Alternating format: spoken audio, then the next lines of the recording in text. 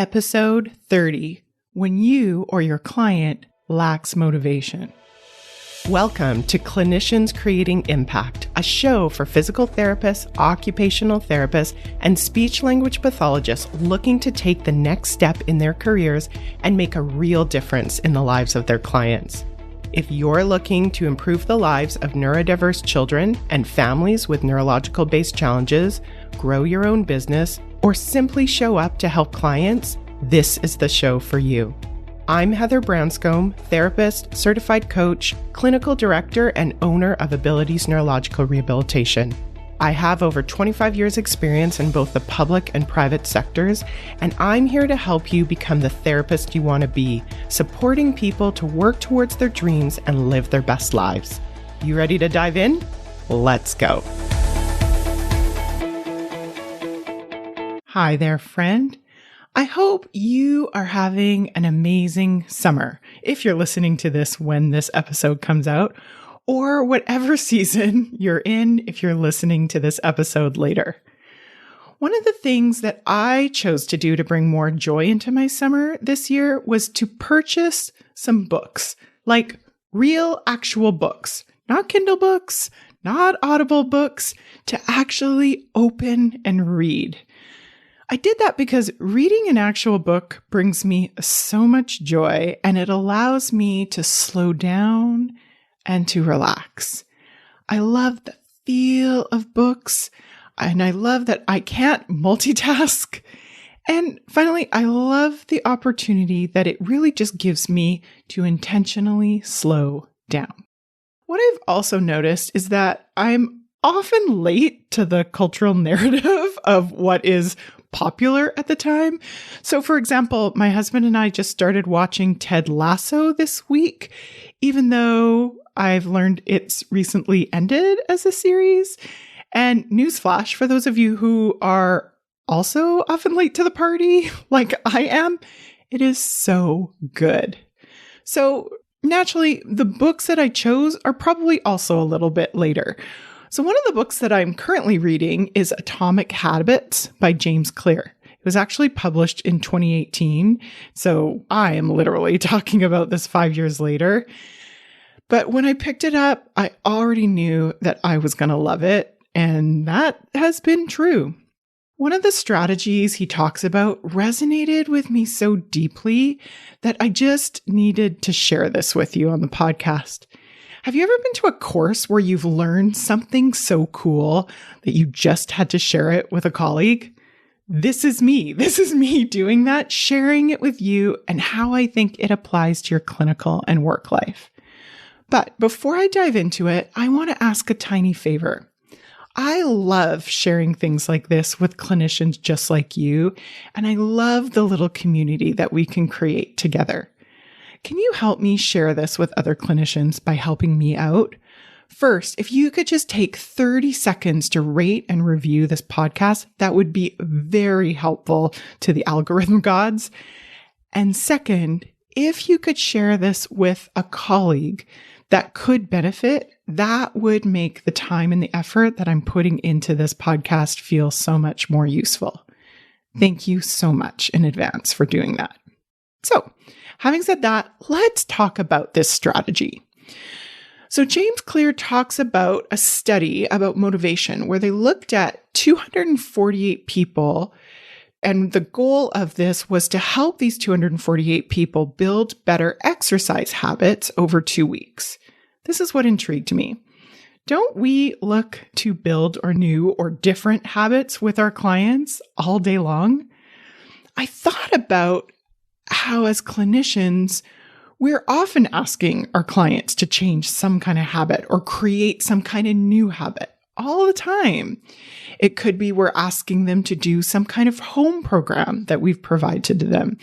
We're asking them to record or notice some kind of behavior at home or in the community. We're asking them to try new things at home or in the community. Or just in general, we're asking them to try or to do something different. And then also, if we turn inward, often we're trying to change our own work habits.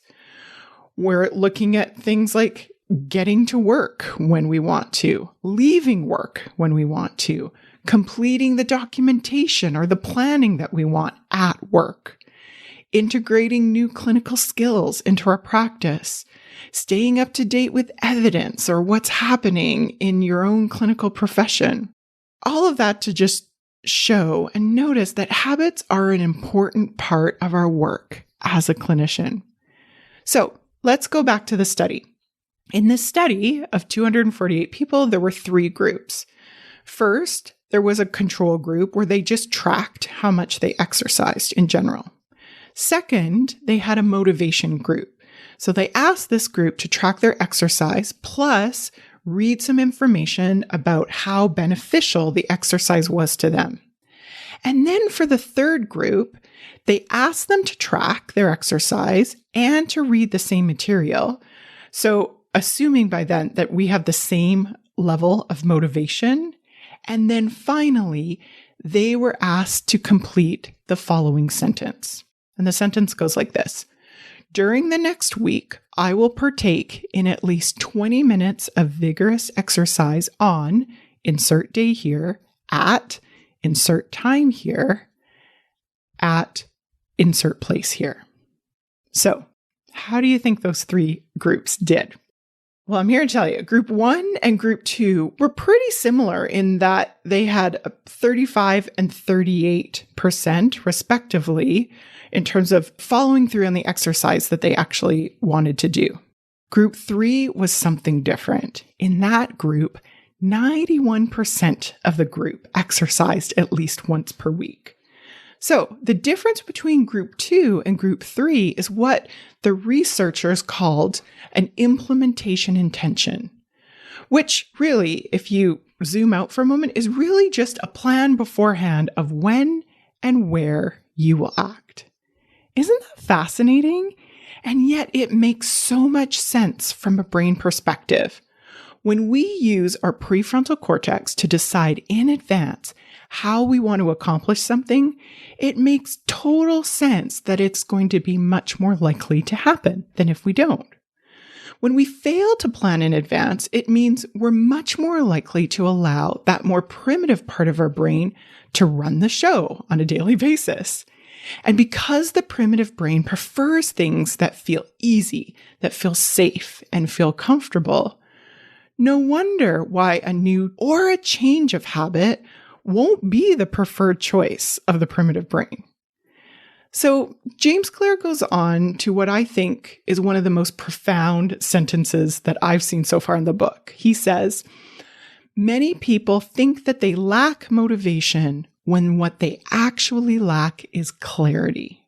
So if we were to take that as a thought that we might want to believe, what could that look like for our clients?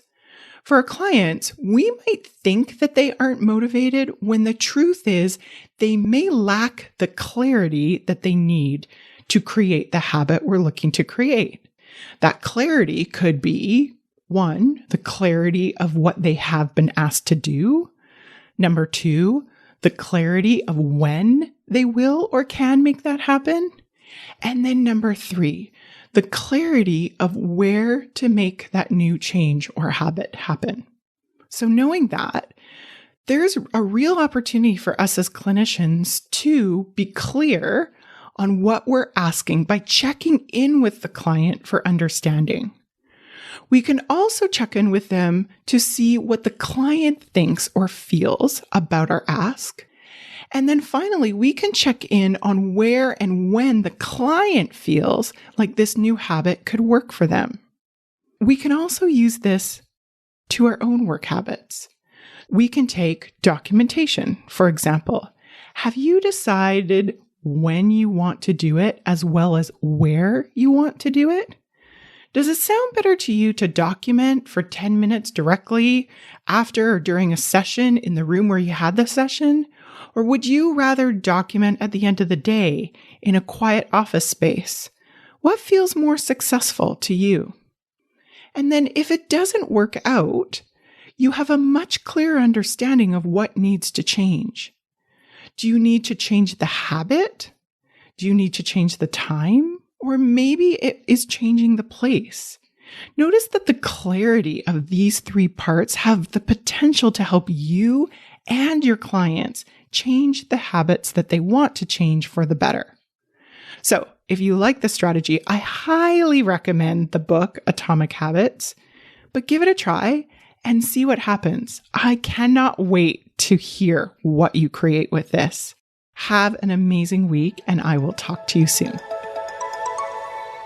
If you enjoyed today's show and don't want to worry about missing an episode, you can follow the show wherever you listen to your podcasts. And if you haven't already, I would really appreciate it if you could leave a rating and review to let me know what you think and to help others find clinicians creating impact. It doesn't have to be a 5-star rating, although I sure hope you love the show. I'd really want your honest feedback so I can create an awesome podcast that provides tons of value. To learn more about me and the work that I do, visit my website at www.abilitiesrehabilitation.com/clinicians corner to download your free Getting It All Done at Work process and to see what I'm up to. Thanks so much. Thanks for joining me this week on the Clinicians Creating Impact podcast.